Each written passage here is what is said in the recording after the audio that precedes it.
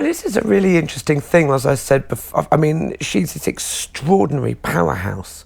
This extraordinary, the amount of work is absolutely phenomenal.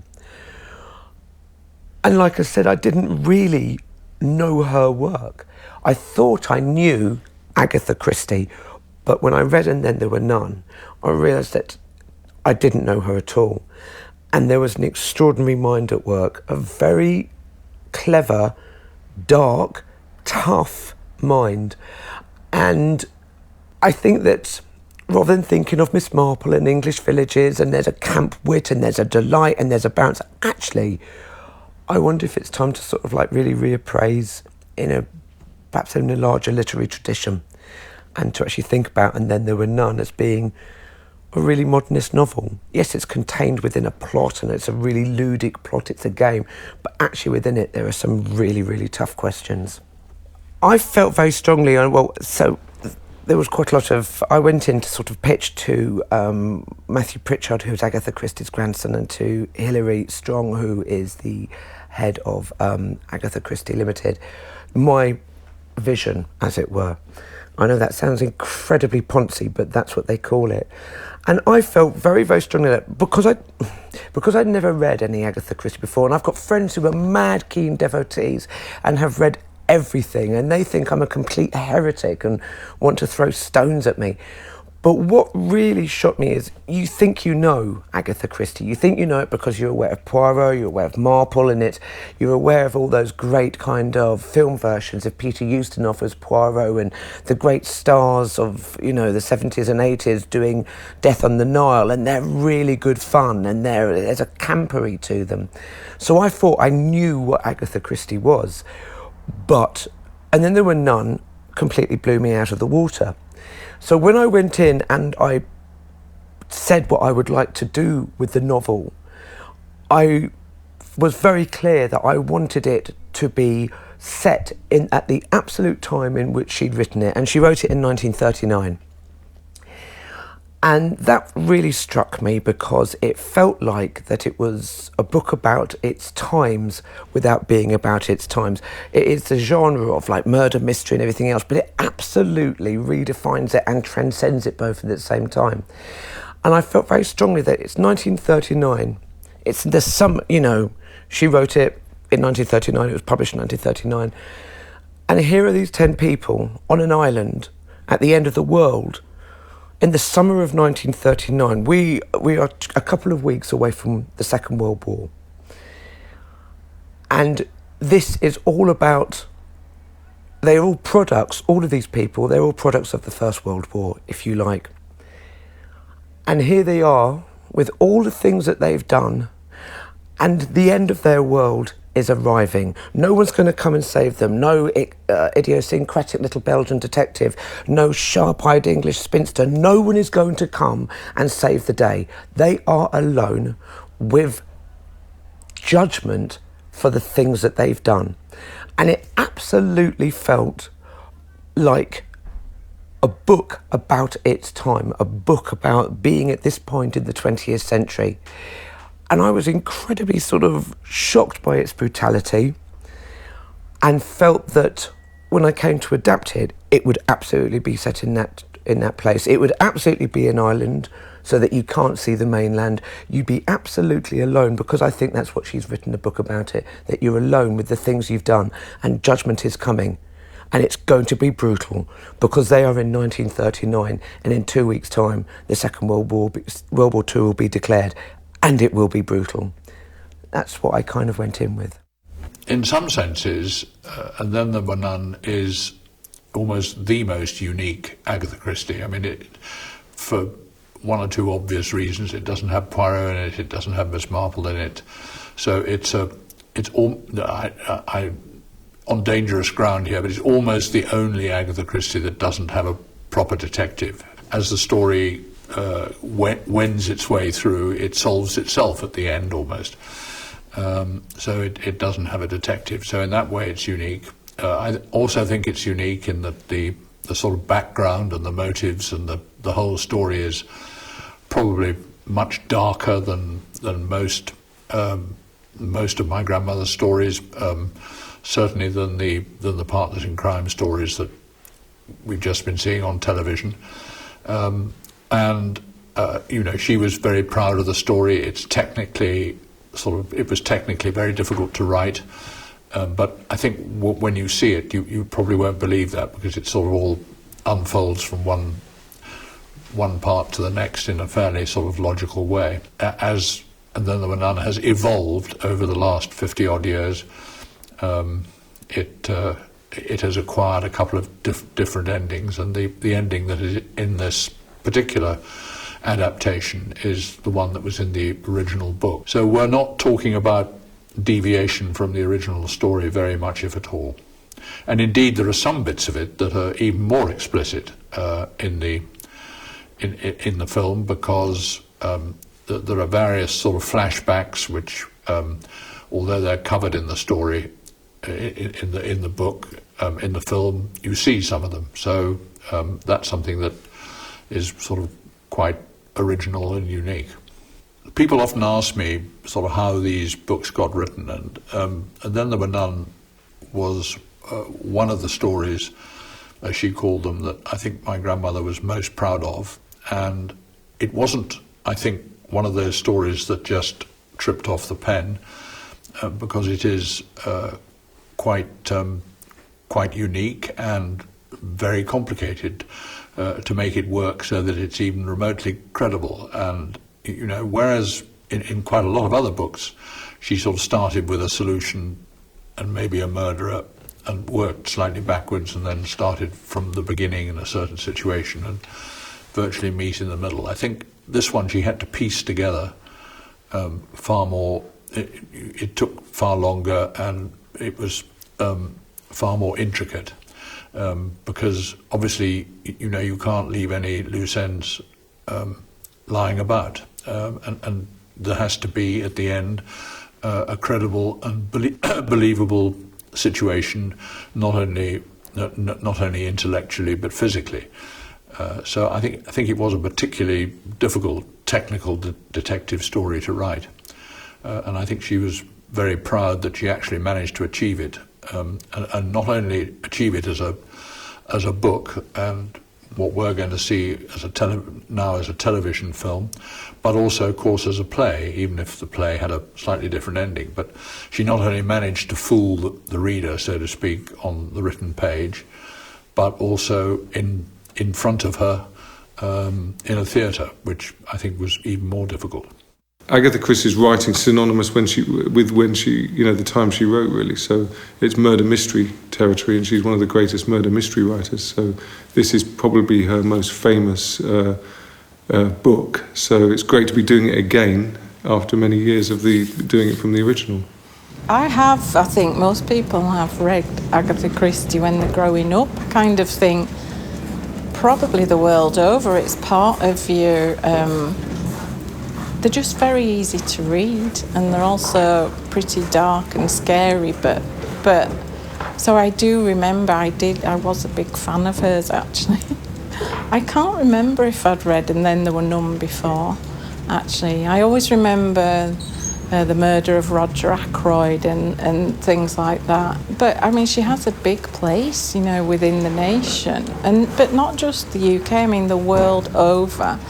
I don't know if, in other nations, it's, when they're learning English and that kind of thing, it's just like, they are a good, easy read, and but they're really complex as well. And she just had an amazing knack of that. And when you think, that this was being written by a female and published in 1939 and had so many layers to it and was so dark, I think she was probably a real character herself, which I like the idea of. Everyone's read Agatha Christie, and what I love is the fact that you say, I'm doing an Agatha Christie, and everybody goes unanimously, oh, I love Agatha Christie. I've never heard anyone say, oh, I hate Agatha Christie, actually. I think she's a real character, and she's a real character within our culture, really. Children read her still. My son's just read her, at 12 years old. And in fact, he read this novel before I was even approached about the project. She was an extraordinary woman, really, banging out, story after story, with brilliant characters and brilliant storytelling. It was really a huge feat. Yes, when I was younger, I think my Christie reading days were when I was sort of late adolescent, sort of 15, 16. I read a lot of them. But weirdly, I didn't read this one. I missed this one. If you're British, Agatha Christie is so formative. If you read books and you watch TV, she permeates all kinds of different areas, and also has become sort of pastiched, and so you can't help but be aware of her and her influence. Yeah, no, I've read a lot of Agatha Christie. I got into her sort of late in life. I've seen lots of the movies and things like that, but I'd never read her, and I'm quite a crime novel aficionado, but it tended to be sort of American writers. But my favourite writer, Michelle Wellebeck, who has absolutely nothing in common with Agatha Christie. Their books couldn't be more different, but he always he mentions her in a lot of his novels, and he rates her as his favourite writer and things, which is kind of surprising. But I think that's just a thing of a great writer recognising the skills of another great writer. And in a way, I think it's easy to dismiss a lot of the Christie stuff because you've got all these sort of cliches like the butler did it, and I'm not saying the butler did do it, but all those sort of things. But and there are a lot of tropes and cliches that you recognise now, but a bit like Hitchcock, they only exist because she created them in a way. She created the murder mystery. Certainly, people like Conan Doyle and things were around before, but I think the modern murder mystery detective genre, as we know it, really, she is the godmother of that. Yes, I'm familiar with a few incarnations of And Then There Were None. But the book I read, a couple of years ago, and as a result of seeing, being involved in this project, I've been sort of looking up, see what the differences are, because there's, as you know, people have changed it over the years. But this one is actually very different, and hopefully will remain in people's minds for a very long time. Well, I think all of us are aware of Agatha Christie's, influence on, if not the murder mystery, then the, crime novel and plays and films, with a particular type of Englishness about it. Her heroines and her heroes are often, like Miss Marple and Poirot, very complicated, but also quite normal people. Miss Marple could be the old granny on the street, as it were. In terms of her influence, I think that, coming to a script written by Sarah Phelps, is actually a fresh, imagining of Christie's works, and yet still, adhering to her extremely complex and diabolical, in some senses, plots. What I've got to remember about this when I'm doing it is that this is a terrible, murderous plot where lots and lots of people die in very gruesome ways. And at the end of the day, I think the difference with this adaptation is that some of that darkness really comes through. That's what appealed to me about it anyway.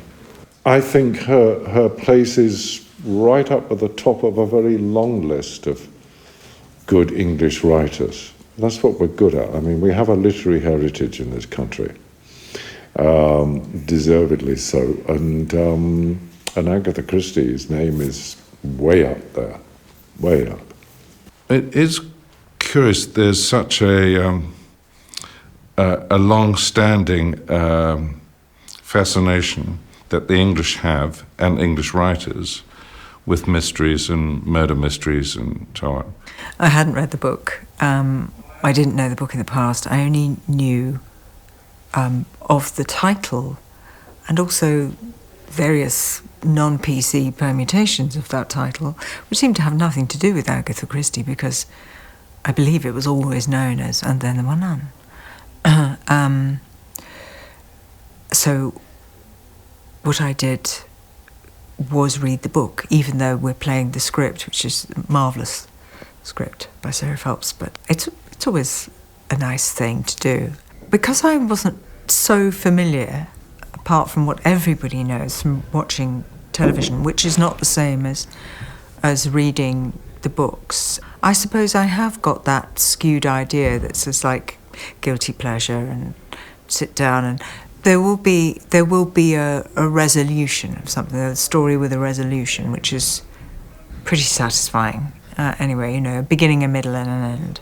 And I think I always think of her portrait. There's a very particular photograph of her in her pearls and her hair done just so. And I suppose it's a bit like Miss Marple. You look at this rather benign creature and just think, how did she think up all this stuff and present this face to the world? But I mean, I'm hugely admiring of it, and we sort of take her for granted, but she's an icon and so prolific. I mean, there are many crime writers, and there are many women crime writers, but I think they've all taken their inspiration from her. I think when I think of Agatha Christie, I just think hugely successful author and a name that everyone knows. When I say her name to people, like just friends and family, when I go, I'm working on And Then There Were None. Oh, it's one of Agatha Christie's novels. Oh, Agatha Christie. I mean, they just, everyone knows her. And I think and it's one of those things where it's not just in England. It does seem to be globally in America. She's a very international writer in the sense that I think she's one of the authors who's been translated into almost more languages than anyone else. So she has a huge, broad appeal in that sense. There's just something in her writing that obviously captures people's imaginations and makes them want to read her books over and over again. Well, I mean, I remember as a kid watching a lot of Agatha Christie when it came on TV, and I mean, there was always, for me as well, there's a sense of, I can rewatch a lot of them. I mean, knowing initially who the murderer is going to be was always a comfort for me early on. When you know, even if you've seen it a couple of times, just knowing that that's the guy and he's going to get his comeuppance, you know, something's going to happen. As a kid, there was just a sense of, I don't know, warmth and security in that, you know, knowing the result of something.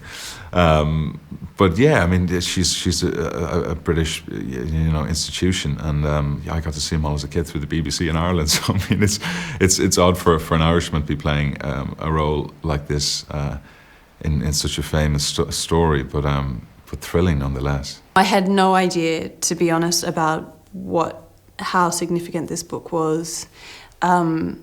I was cast very last minute. I was cast 2 days before we had the read-through, and I was in Burma, Myanmar, of all places. I quickly caught up. I read the book in the first couple of weeks of filming, which is not ideal. I freaked me out quite a bit, but no. And obviously, as soon as I sort of was offered it, I looked it up and saw that it was such a huge event, and things like I went and bought a copy at Reading. Oh, where did I go? I can't remember. Waterstones, I guess. And just that there's a whole section for Agatha Christie. I mean, of course I knew that she's such an icon, but in Australia, not so. You know, we know it as a sort of British literary icon rather than I don't think we tend to have such a relationship to her work. But learning about it has been wonderful in terms of, I mean, she just seems like such a brilliant woman. Her rigor and her output, and I mean, incredible. That's incredible.